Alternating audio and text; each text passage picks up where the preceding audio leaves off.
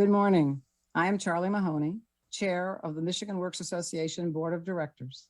I also am President and owner of 4M Associates, a communications group located in Livonia, Michigan.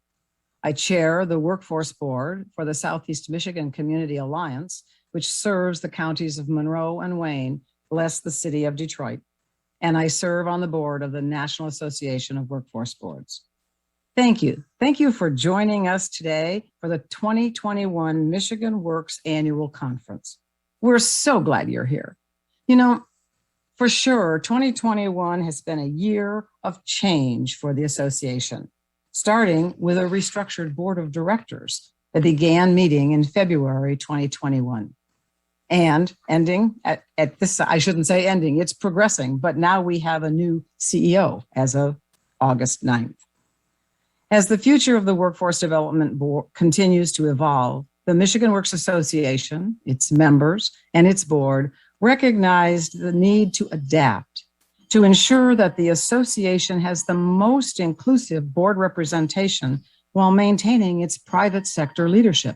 We all know the private sector is the focus and the power behind workforce development in the state of Michigan.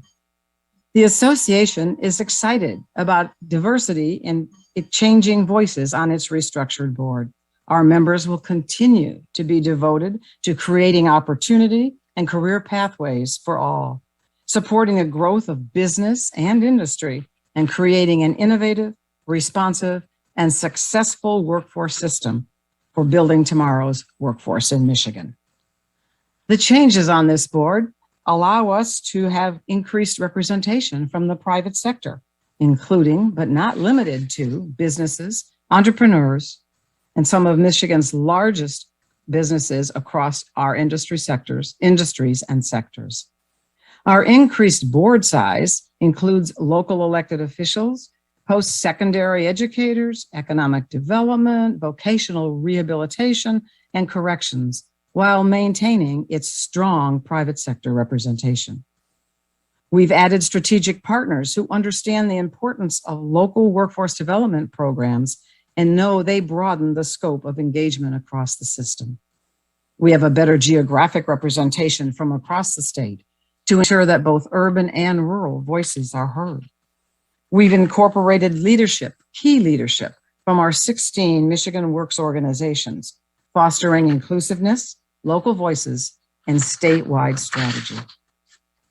Our restructured board makeup will positively impact how the association does business, and it will increase the recognition of the association as a national leader in advocacy, leadership, training, communication, and collaboration. My favorite word, collaboration. As many of you know, on June 30th, our longtime CEO, Luann Dunsford, retired, leaving a void to be filled. We thank Luann for her leadership and contributions to the system and to our growth, and we wish her the best. But I'm pleased to let you know the void has been filled. In July, the board of directors approved a new CEO, Ryan Hundt. Ryan brings a wealth of experience to this role. He served in several capacities at the Michigan Economic Development Corporation over the past 8 years. And during his time with MEDC, Ryan has engaged as an innovative partner and collaborator with the Michigan Works System Network. He's the right person to lead Michigan Works Association into the future. He has a strong command of economic and workforce development, and he has a proven ability to drive results. Ryan brings statewide experience, knowledge, relationships, and a passion for his work to his role as CEO. We're really excited to welcome Ryan to lead Michigan Works Association. It's going to be my pleasure this morning to introduce you to Ryan as our new CEO. You'll learn more about him and his vision for Michigan Works Association during a live interview this morning conducted by Chris Holman. Chris is the CEO of Michigan Business Network, and I'm proud to say a new member of our Michigan Works Association Board of Directors. So without further ado, let me introduce Ryan Hundt and Chris Holman.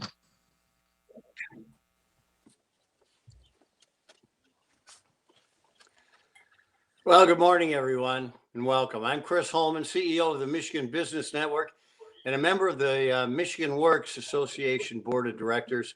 And I'd like to welcome all of you to today's question and answer session entitled, as you may have already guessed, Meet the New Association CEO. Ryan Hundt was hired as the new CEO of the Michigan Works Association on August 9th. And in this role, Ryan connects with various shareholders to generate enthusiasm for workforce development, policies, and priorities that are going to positively impact Michigan business and workers. And to accomplish these objectives, Ryan focuses on building a lot of cooperation across the state while orchestrating the efforts of the Michigan Works staff, board members, and other stakeholders toward common goals that reflect the needs of the workforce development system. Prior to joining the Michigan Works Association, Ryan spent 8 years with the Michigan Economic Development Association. Most recently, Ryan served as a regional director of growth and development at the MEDC, where he led a team focused primarily on business retention and expansion. Ryan believes that anything can be accomplished through teamwork, dedication, and a positive attitude. I think just what we're all looking for. He uses these characteristics to build strategic working relationships using a collaborative atmosphere as the foundation for success. And Ryan, welcome today. It's so good to have you here. I've provided the audience with the basics of your background. Now, can you tell us a little bit more about yourself and why you were interested in the CEO position at the Michigan Works Association? Sure. Thank you, Chris. Great to see you again. Chris, this is our second interview in the past few weeks that you and I have had. You've actually done 2 of my first 3 interviews since I've come on board with the association. So it's great to see you virtually again.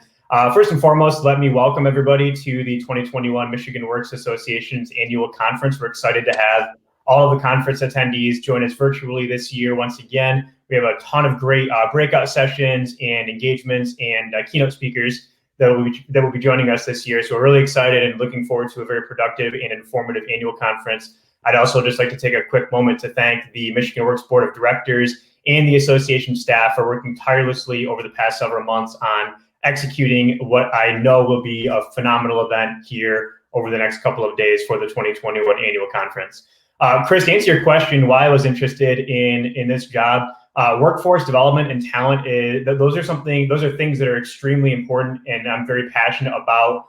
Dating back to my first job at the Michigan Economic Development Corporation, when I joined the organization in 2013, I had an opportunity to work on some very collaborative and inspiring types of initiatives. One of the initiatives that I worked on very closely during my time with the MEDC for the first couple of years was the Michigan Advanced Technician Training Program, or MAT Squared. And that was an apprenticeship program where we partnered with community colleges, employers, and the Workforce Development Network in Southeast Michigan to help take individuals or students that were interested in advanced manufacturing careers, primarily mechatronics, CNC, those types of occupations. And we were able to connect them with educational opportunities and employment opportunities with employers in those industries, working with about a dozen companies, a handful of community colleges. And really, that was my first exposure to the Michigan Works Network, working with folks like Jennifer Llewellyn, who have been truly inspiring, enthusiastic, and supportive of me, not only through the last few weeks, but certainly throughout the entire duration of my career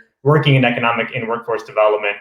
So knowing that those were areas that I'm very passionate about, being workforce development and talent, when this job opened up, I loved the work that I was doing at the Michigan Economic Development Corporation, but I knew that if I was going to continue making a significant impact in 2 areas, or an area of economic development that I'm, again, very passionate about, I thought it was the right time to make the change. I know that we have a tremendous support staff at the association that works tirelessly day in and day out to support the needs and the demands that are out there for the workforce development system as a whole. I also know that we have 16 Michigan Works agencies across the state that also work tirelessly day in and day out to ensure that job seekers and employers have the resources that they need to overcome any challenges or barriers and really set the state, or continue to set the state on the path toward success here. So for those reasons, that's really why I was excited about this role. And when I got the call finally to say, hey, Ryan, you're our guy, I was extremely thrilled, and I look forward to many more years to come with the association.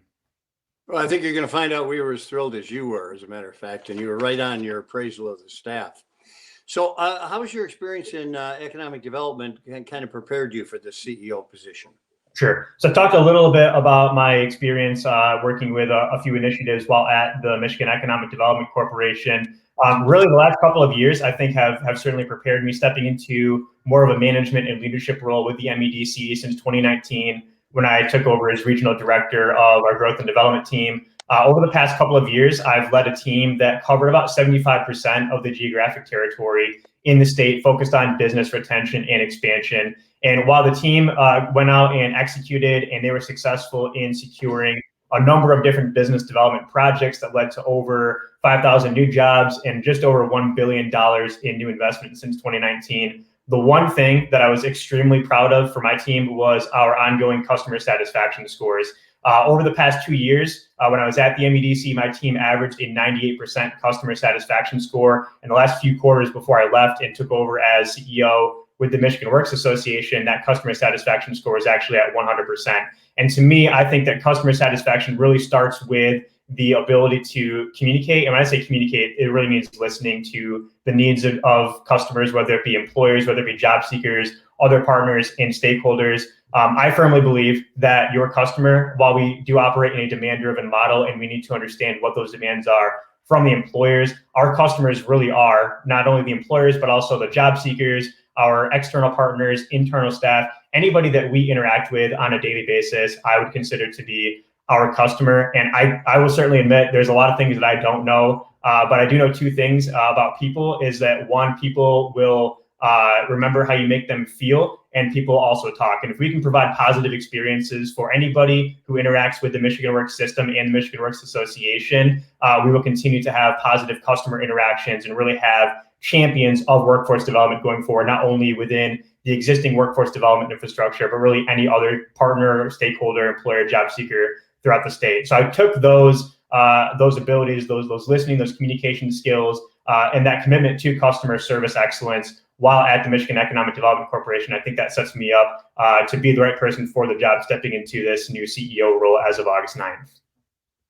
Well, Ryan, I think you're right on with all those things, and we're happy to have that experience, certainly, and what you built there. Now, nobody leaves home without a map. Now it's GPS, but a map in this association world is a vision. Mm-hmm. So share with us, if you would, your vision for this association.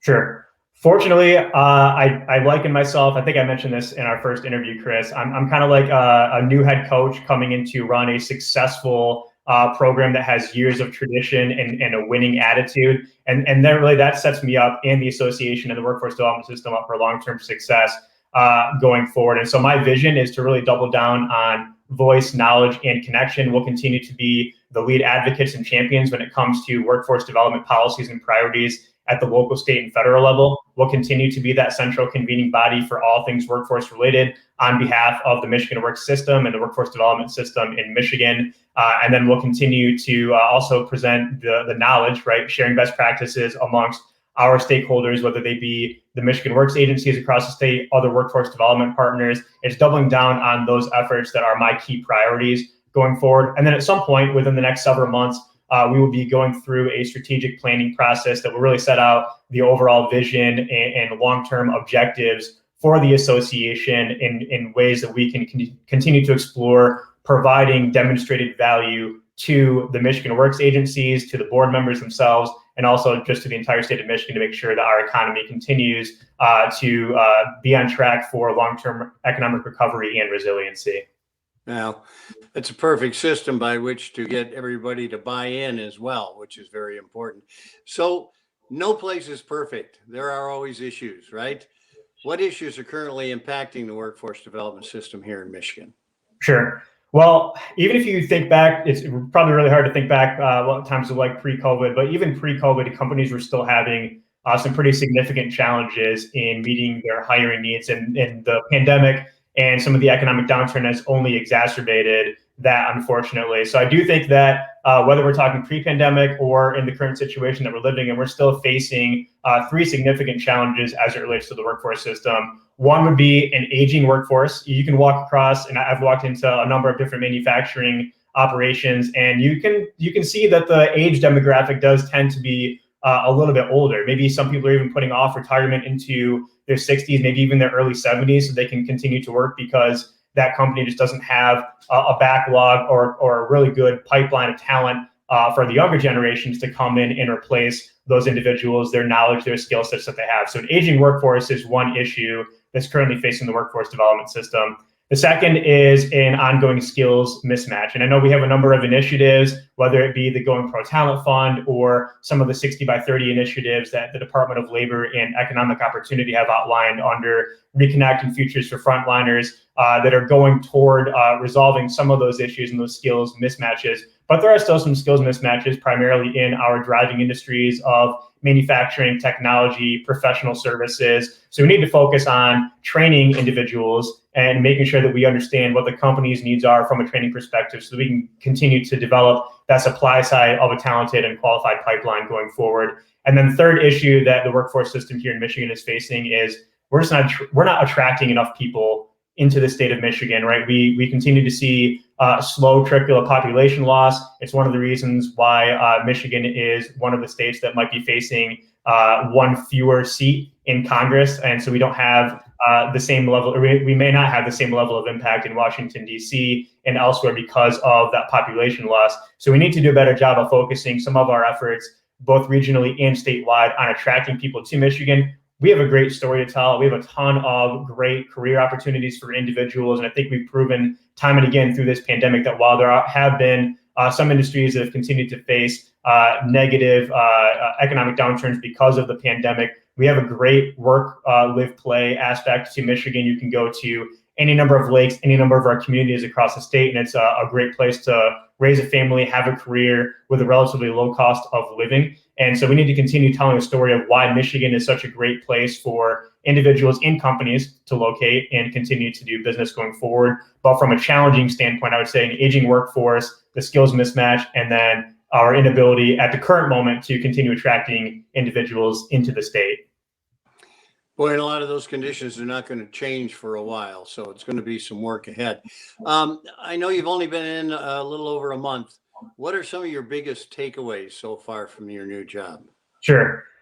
Biggest takeaways so far, I think I mentioned this earlier during this conversation, the overall support and enthusiasm and impact that workforce development has across the entire state. And really that starts at the local level. It starts with the local Michigan Works offices, the frontline staff who day in and day out, whether it's virtual or in person, they're continuing to provide that customer service excellence, but that support, those resources to the employers, to the job seekers, and that trickles up. That feeds the inspiration for the rest of the Michigan Works agencies. It feeds the inspiration for the Michigan Works Association. We want to continue supporting everybody out in the field because you are all doing a tremendous job in the face of uncertainty and significant challenges of providing resources and providing connections for any individual, whether it be a company or a job seeker or another stakeholder that comes into contact with the Michigan Works agencies and the workforce development system across the state. So that support and enthusiasm has been my biggest takeaway in a little over a month of being on the job. And I know that will continue to be the trend as we see it going forward in my new role. Well, you won't see any lack of enthusiasm in the future either, I think. So that bodes well for all of us. What's in store for this annual conference in 2022 and beyond?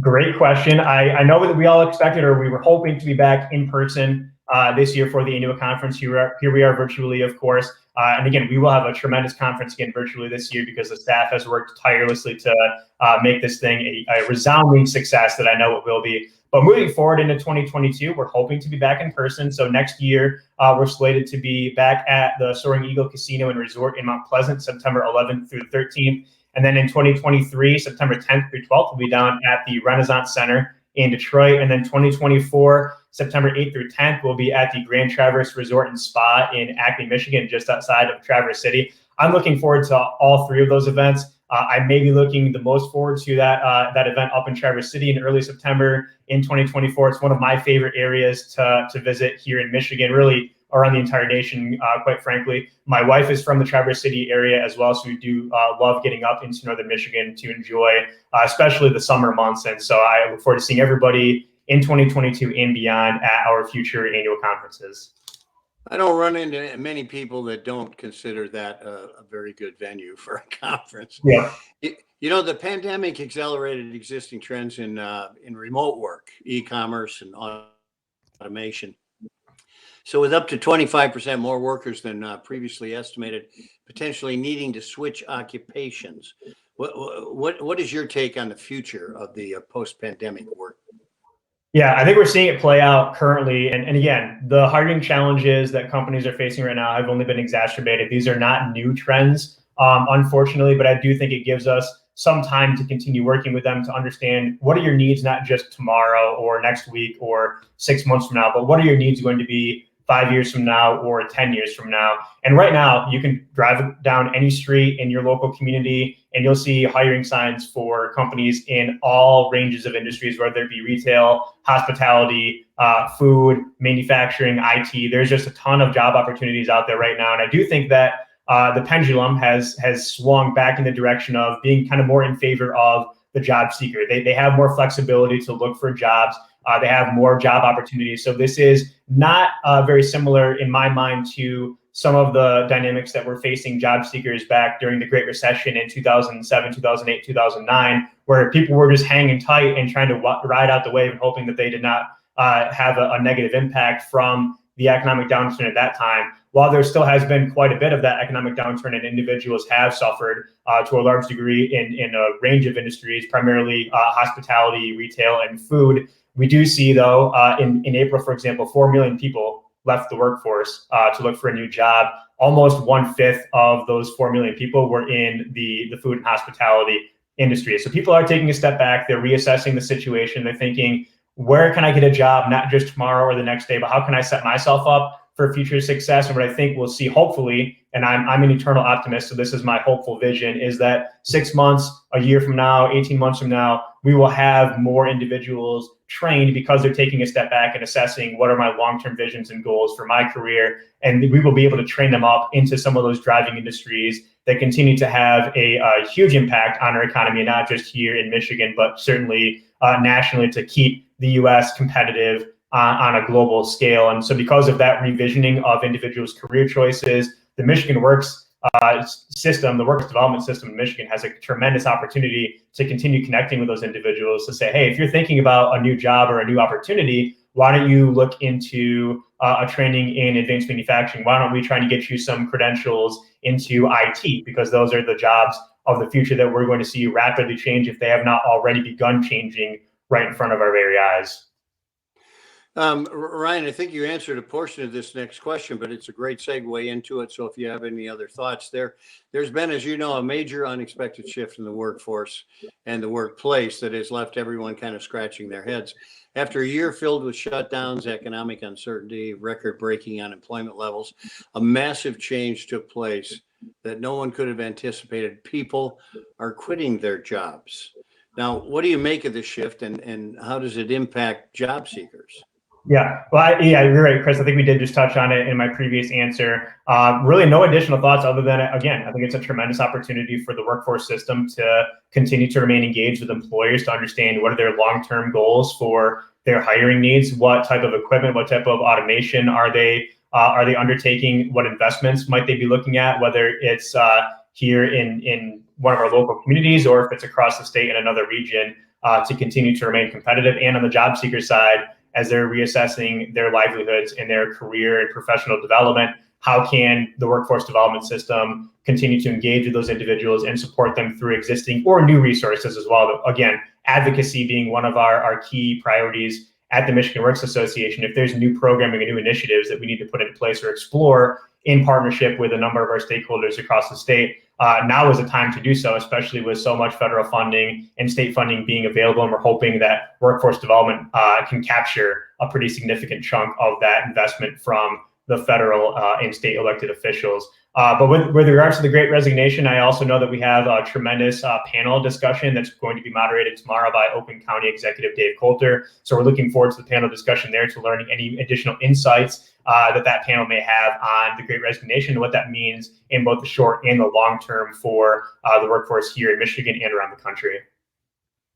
Ryan, I know that increasing advocacy efforts on behalf of the workforce development system is one of your top priorities on your list. So tell us all a little bit about the efforts that you intend to make to increase your advocacy efforts. Sure. It goes back to one of my first comments around customer service excellence, and it's listening. It's listening to the needs of employers, job seekers, the Michigan Works agencies themselves, and understanding what are the priorities, what are the policies that are currently in place that we need to continue to go to bat for. I can think of one in particular right now with the Going Pro Talent Fund. That's part of the Department of Labor and Economic Opportunities budget that's currently being deliberated by legislative leadership and the governor's office. And so we will continue to advocate for the most amount of funding that we can receive, because that program has had such a phenomenal impact since its inception back in 2013 on the workforce here in Michigan, and our ability to continue to train individuals for the in-demand occupations of today, and also looking forward into the future around apprenticeships and other credentials that individuals with those companies that apply for Going Pro Talent Fund that they can obtain as well. So advocacy around those types of topics will continue to remain important. We're also engaged with our federally elected officials around the reconciliation bill that Congress is currently deliberating, and we're hoping that Congress and the White House will remain supportive of the roughly $100 billion that has been included in President Biden's Build Back Better plan, or the American Jobs Plan. And so those are the types of efforts, whether it's something short term in the next month or so that we know decisions are going to be made around topics like Going Pro Talent Fund, or if it's long term, how can we continue to sustain and improve and support the workforce development system and the existing workforce development infrastructure with ongoing federal and state dollars. That's always going to be a priority for us, because we know that nothing comes free, nothing comes cheap.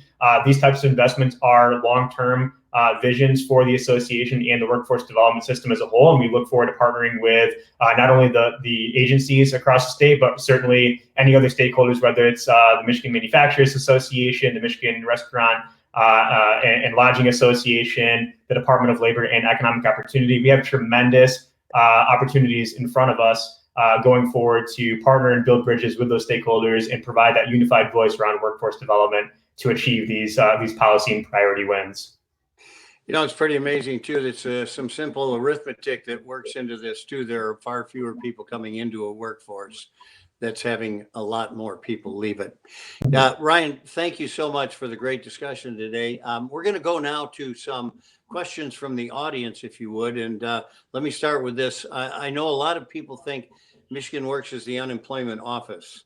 And while you work in partnership with the Unemployment Insurance Agency, what can we do to help people better understand what Michigan Works does? Sure. Well, this is a really good moment also to take a quick second and thank the Michigan Works agencies and the frontline staff who worked, especially at the beginning of the pandemic when there were so many claims coming in for unemployment insurance. We did a tremendous job of supporting individuals at a very scary time. It's still a scary time for a lot of people, but I think back to the early days of the pandemic and just the uncertainty for really everybody around, hey, am I going to be laid off? Am I going to lose my job? What am I going to do to support my family and make sure that we continue to put food on the table and have a roof over our head? The Michigan Works system played a significant role in supporting individuals through that time, and we continue to support the unemployment insurance aspect of the state of Michigan. And we look forward to continuing to partner with them as well as we hopefully return back to some sense of a new normal and we get back to work more in person or in a hybrid model going forward. But how do we change that perception of Michigan Works offices? Because we've all heard people say, oh, you work for Michigan Works, isn't that just the unemployment agency? Isn't that just the local unemployment office? And yes, we do support the unemployment benefits in the employment system here in Michigan. That's a key part of what we do, but it's not all that we do, right? And so I really think it's about messaging. It's about continuing to tell the story at the state level on down to the local communities, whether it's the Clean Slate Initiative and a number of the hiring fairs and different events that the local Michigan Works offices have put on for the past couple of months around the Clean Slate, if it's company-specific or industry-specific hiring fairs, or really things that we're doing to serve as that extension of a company's human resources team. We need to continue messaging the importance of the Michigan Works system and really look at what are some of the innovative things that we are doing at the community level that we can amplify the message statewide to ensure that that voice, that message is getting across to people so that, yes, unemployment is still something that we help individuals who are on unemployment connect with a future career opportunity, but we're also there to support the needs of the local workforce and the local companies who have significant hiring demands. And really, I think it's just a matter of messaging, and that messaging will carry us a long way going forward. And that's one thing that I know that the association, especially with folks like Steph Willis, she sends us on a daily basis some communications that are coming out and different unique things that are happening across the entire state from the Michigan Works offices. And we will continue to support and amplify that message as much as possible so that we can change the perception and make the perception of the reality, which is we're here to support workforce development for everybody and anybody here in the state of Michigan. Well, you're absolutely right. Steph Willis is a master communicator, so I don't think much slips under the rug. So this question from the audience: what is your favorite part of the job so far? And we do not want to hear the coffee or that you can go to work in your pajamas. Okay. Sure. Well, I will say I've been in the office almost every single day since I joined. So I've not been working in my pajamas nearly as much as I have been when I was at the MEDC. It also took till I found the Keurig machine on my own. Nobody had pointed that out to me until day number 2 when I walked into the kitchen and I saw the Keurig. So the coffee's good. I will say the coffee's pretty good. I would say the favorite part of my job, though, thus far really has been the people, whether it's the internal staff. We have a tremendous staff: Jeff Cassidy, Steph Willis, Christine Klee, Kim Way. Again, not only with this conference, but day in and day out, they come ready, they come prepared to lay out, hey, these are the challenges, these are the opportunities. These are things that are not working well. I'm surprised my dog also didn't say hello to your dog, Chris, in the background here. So the people have been my favorite part, not only the internal staff, again, but the external partners, the Michigan Works offices. I've had so many people reach out across the entire Michigan Works network, whether it be directors, whether it be business services, professionals who have gone through the cohorts to say, hey, Ryan, welcome to the Michigan Works network. Congratulations on the job. That's really been the inspirational part of this gig so far, a little over a month into it. And so please continue sending those messages. If you need anything, feel free to contact me day, night, whether it's via email, phone call, messenger pigeon, LinkedIn, whatever you got, throw out my way, and we'll continue to stay connected. Well, I'm gonna stay with my hand crank iPad, and I'm not gonna let you fall on the sword for me. That was my dog actually that made the noise. So what role do you believe workforce training will have in the labor market recovery post-pandemic? Huge. The long-term success, I think this could be said really, whether we're in good economic times or bad economic times, because you always have to be looking out into the future of, hey, if things are good right now, that's great, but how are we going to continue to keep our foot on the gas going forward? And if things are bad, how can we get back on track? How can we get back to that long-term economic recovery and resiliency? And whether we're talking about broadband or road infrastructure, there is a number of competing priorities at the state and the federal level. And no doubt, those are very important priorities. But in my mind, the most important asset that we have at our disposal is the workforce. It's the reason why when we're talking with a company looking at an investment opportunity in Michigan, the first question they ask is, how are we going to hire people? And the second question they ask is, how are we going to train people? And so again, that workforce development component is going to be critically important to achieving not only our short-term successes, but our long-term economic recovery and resiliency across the state. You know, it's interesting because there are a lot of stakeholders, but there are also a lot of partners in our future here. And how are you going to work with other associations and partners to further the goals of workforce development in Michigan? Sure. It's about looking for opportunities to partner. I'm sure there's a number of things that we might have some slight disagreements on with some stakeholders, but around the things that we can present a unified front and a unified voice, I think Going Pro Talent Fund and those types of initiatives are tremendous opportunities to have that unified voice with a number of different stakeholders. So it's really about staying engaged, listening, opening up and saying, hey, here's our priorities. Does this align? Does it not align with the priorities of our stakeholders? And where they do align, how can we message? How can we move forward and continue to provide that unified voice across the entire state for workforce development? Well, Ryan, that actually wraps up all of our questions right now. But are there any final thoughts that you have? And you know, I think you've pretty much handled a lot of stuff for us today, and we're excited about working with you.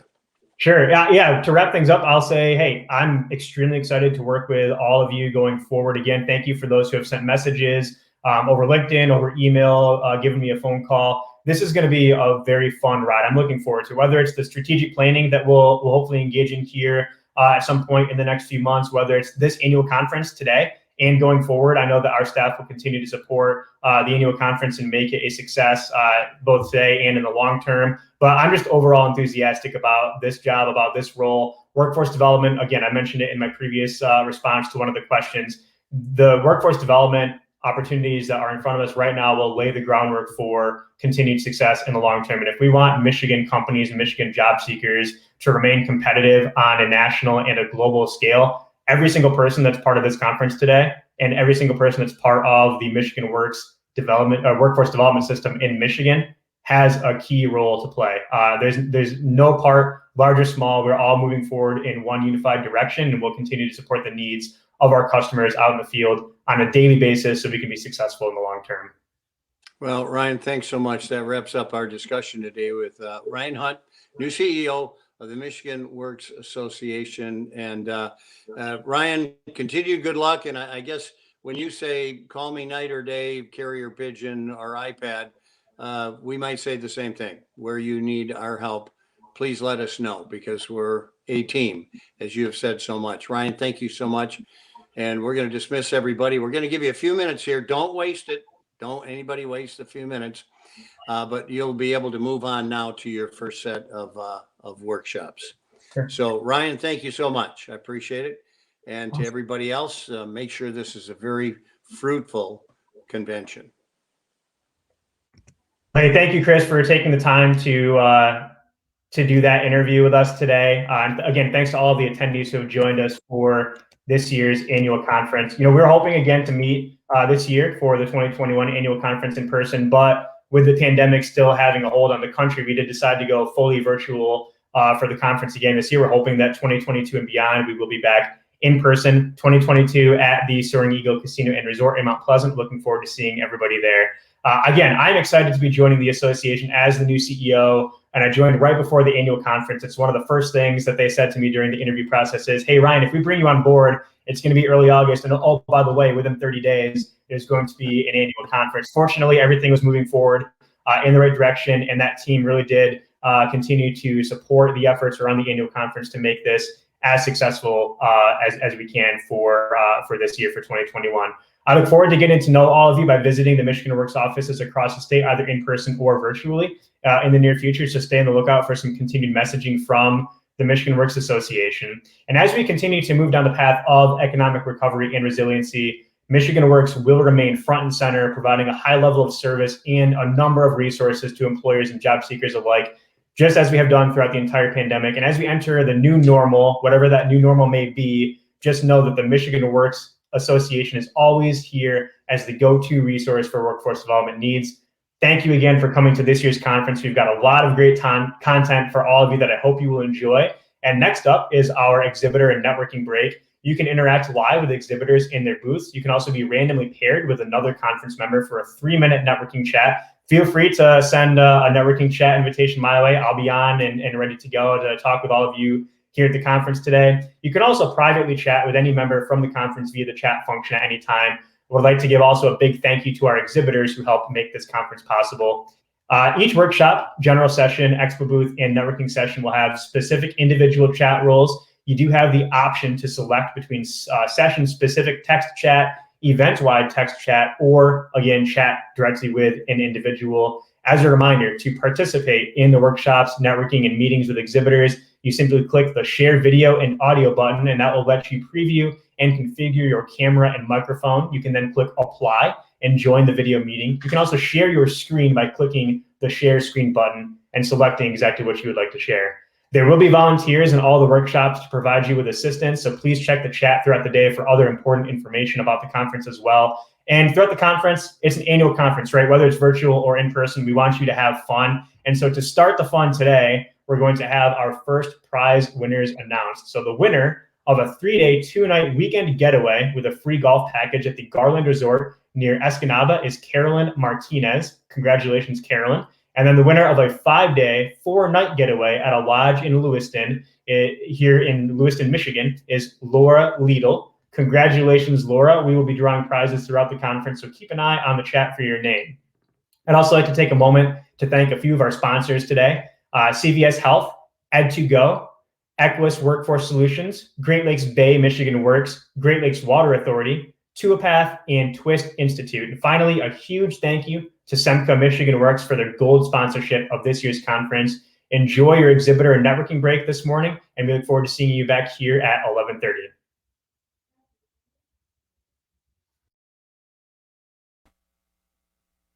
The Michigan Works Association would like to thank Semca Michigan Works for their gold sponsorship of this year's conference. Since 1996, the Semca Michigan Works has been a leader in talent development programs. They are committed to preparing job seekers with the skills to meet the talent needs of employers today and in the future. You can learn more about the services Semca offers from this short video.